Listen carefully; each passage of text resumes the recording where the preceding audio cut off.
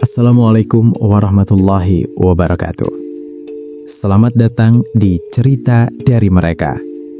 Kami hadirkan kisah-kisah yang berasal dari pengalaman, bisikan, dan kejadian yang mungkin pernah terjadi di sekitar kita. Malam ini, sebuah kisah tentang seorang gadis penjual kue. Sederhana, tak dianggap, namun menyimpan luka yang tak termaafkan.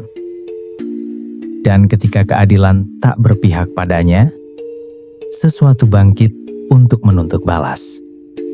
Inilah balas dendam arwah pedagang kue keliling.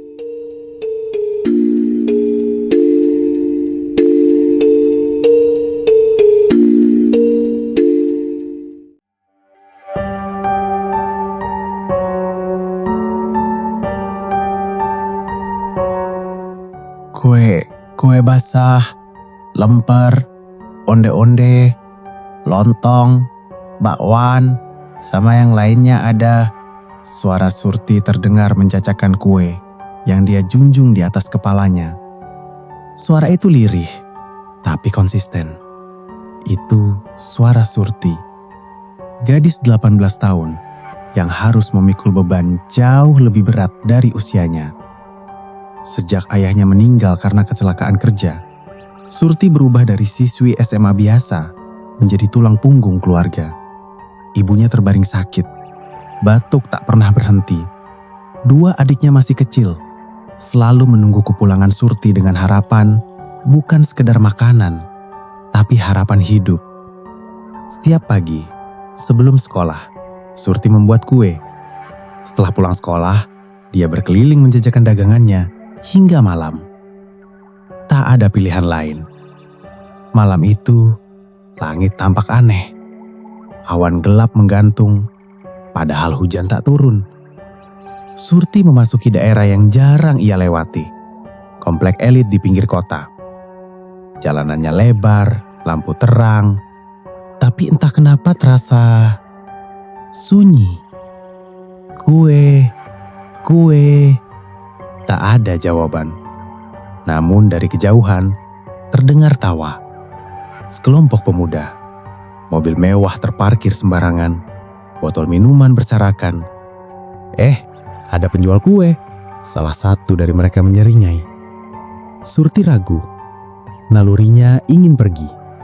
"Tunggu!" teriak yang lain. Langkah Surti terhenti. "Jualan apa aja?" tanya mereka sambil mendekat. Awalnya biasa saja, sampai tatapan mereka berubah. Terlalu lama, terlalu tajam. "Cantik juga ya," bisik salah satu dari mereka.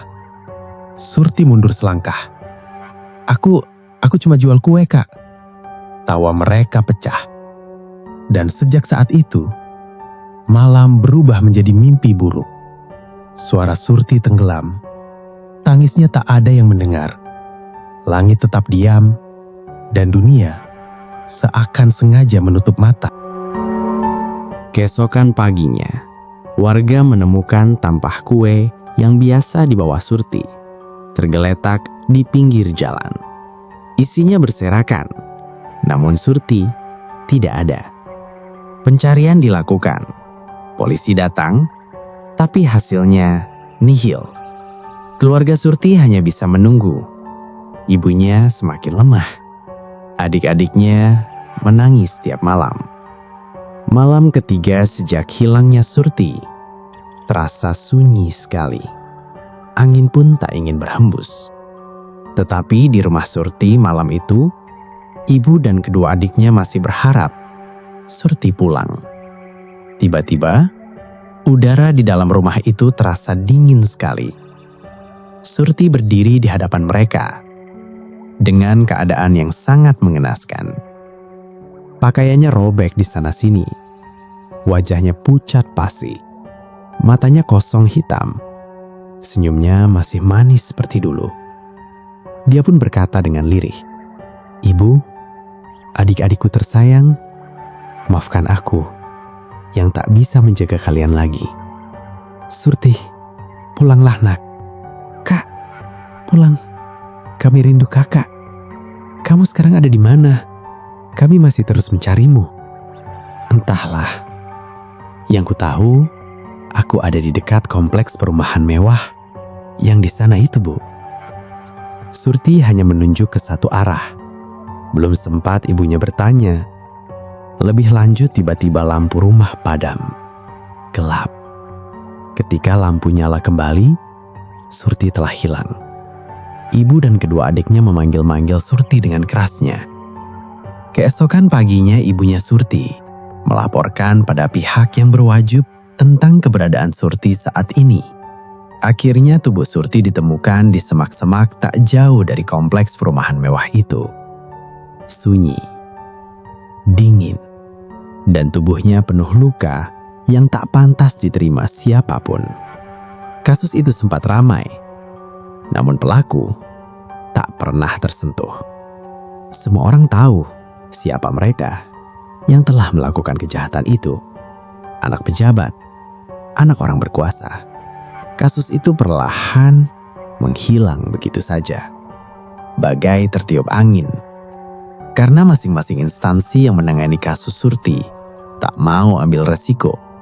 Apalagi Surti hanya seorang penjual kue keliling yang dianggapnya tak pernah ada orang yang bernama Surti. Namun ada satu hal yang tak ikut hilang. Rasa sakit, rasa marah, dan janji yang belum terpenuhi. Malam ke-7 hari setelah kematiannya, seorang pedagang malam melihat sesuatu. Tampah kue melayang di udara seperti ada seseorang yang menjunjungnya di atas kepala. Pelan. Tampah itu melayang perlahan. Kue, kue. Suara Surti itu kembali terdengar lirih. Tapi suaranya seperti keluar dari dalam sebuah lubang di dalam tanah. Malam itu Doni baru saja pulang kelabing. Dan dia dalam keadaan mabuk sekali. Ketika turun dari mobil pun dia dipapah oleh para pengawal yang menjaga rumahnya. Dia sekarang berbaring di atas ranjang empuknya. Tetapi saat dia hendak memejamkan mata, dia melihat sebuah tampah melayang di udara dalam kamarnya dan mendengar suara lirih. Kue, kue, mau beli? Suara itu tepat ada di belakangnya. Doni tak sempat berbalik karena tubuhnya membeku dan kakinya terasa berat untuk melangkah. Keesokan paginya, dia ditemukan meninggal. Matanya terbuka dan wajahnya terlihat sangat ketakutan. Mulutnya pun penuh dengan tanah basah, seperti tanah yang ada di kuburan. Seolah-olah dia dipaksa makan sesuatu, dan tanah basah itu dari dalam kubur. Berita kematian Doni yang mengerikan cepat tersebar di media sosial maupun platform lainnya, karena dia adalah anak seorang yang berkuasa. Membuat yang turut serta dalam pelecehan diri Surti dan yang menyebabkan kematiannya jadi panik. Mereka tahu, karena mereka terlibat dalam melecehkan Surti sampai kehilangan nyawanya. Andi dihantui rasa bersalah. Malam itu dia hendak pergi keluar kota, melarikan diri. Tetapi ketika di rest area, dia sangat terkejut melihat tampah berisi kue melayang di sisi mobilnya yang sedang beristirahat. Kue, kue. Ini bukan kebetulan. Ini Surti. Dia pun terkejut setengah mati. Sialan, gua dah kabur masih dikejar juga. Andi yang panik menghidupkan mobilnya lalu melajukannya dengan cepat keluar dari rest area itu. Brak! Mobil Andi hancur ditabrak kontainer dan dia tak bisa diselamatkan. Dion dan Rangga mulai gelisah. ketika mendengar dua temannya meninggal dengan sangat tragis. Mereka berdua sangat ketakutan, gemetar, dan hatinya ketar-ketir, dan mereka tak ingin mati muda. Mereka berdua pun berinisiatif mendatangi rumah Surti dan meminta maaf pada Ibu Surti, karena mereka berdua terlibat dengan apa yang terjadi pada anaknya. Tetapi Ibu Surti hanya bisa terdiam. Dia pun tak berani mengatakan apapun. Dia hanya berkata, "Semua sudah aku serahkan pada Surti. Apakah dia mau memaafkan kalian berdua? Seharusnya, sebelum kalian bertindak melakukan sesuatu, pikirkan dulu, matang-matang." Mereka berdua tertunduk, tak bisa berkata apa-apa. Malam itu, Dion merasa udara di dalam kamarnya sangat panas sekali. Padahal pendingin udara sudah pada suhu titik terendah. Dia pun merasa perlu untuk mandi. Ketika dia masuk ke dalam kamar mandinya, dia sangat terkejut sekali karena kamar mandinya dipenuhi oleh kue-kue yang sudah berbau busuk. Kue. Terdengar suara lirih Surti di luar kamar mandinya. Dion sangat ketakutan sekali. Tubuhnya membeku dan kakinya terasa berat sekali untuk melangkah, seperti tertancap di dalam kamar mandi itu. Keesokan paginya, Dion ditemukan mati tergeletak di dalam kamar mandi. Hasil visum dokter mengatakan kalau Dion meninggal akibat terpleset dan kepalanya terbentur bathtub dengan keras. Sekarang hanya tinggal Rangga yang masih hidup. Dan dia yang paling kejam malam itu. Dia mencoba pergi keluar kota. Namun, ketika mobilnya sedang melaju di jalan tol, tiba-tiba mobilnya mati secara mendadak. Lampu mati. Mobilnya seperti tak ada listriknya. Dia pun keluar dari mobil untuk melihat apa yang menyebabkan mobilnya mati. Dia pun lalu membuka kap mobilnya untuk mengecek mesin mobilnya. Dia sangat terkejut sekali ketika ekor matanya menangkap di dekat mobilnya ada sebuah tampah kue melayang di udara dan perlahan mendekat. Dan dia melihat Surti. Wajahnya pucat, matanya kosong hitam, namun senyumnya penuh dendam. "Sekarang kamu beli kueku." Suara itu bukan lagi suara manusia, tapi seperti suara yang keluar dari dalam sebuah goa di dalam tanah. Rangga mencoba mengangkat kepalanya dari dalam mesin mobil, tetapi dia merasa berat. Apalagi ketika tangan Surti menekan kepalanya tambah masuk ke dalam mesin mobil. Dingin, busuk, tambah dalam menekan kepalanya. Rangga menjerit keras-keras. "Ampun Surti, maafkan aku."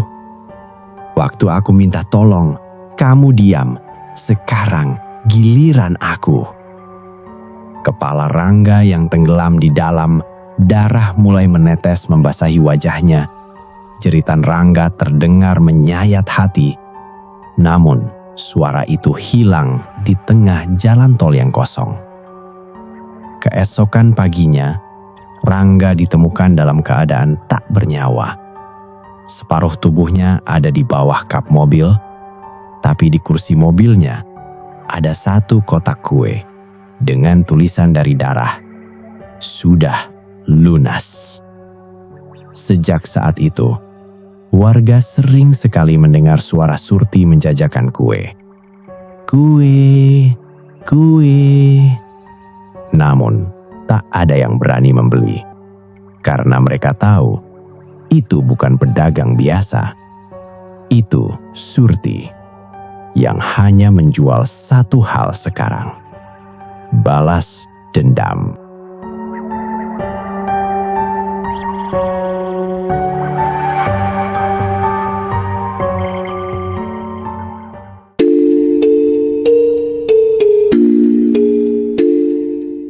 Keadilan mungkin bisa dibungkam, tapi rasa sakit tidak pernah benar-benar hilang.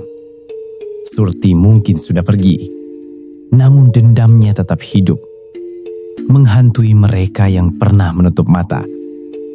Jika suatu malam kalian mendengar suara lirih menjajakan kue, jangan pernah menoleh, apalagi membeli. Karena bisa jadi itu adalah Surti. Terima kasih sudah mendengarkan cerita dari mereka. Jangan lupa subscribe, like, dan bagikan.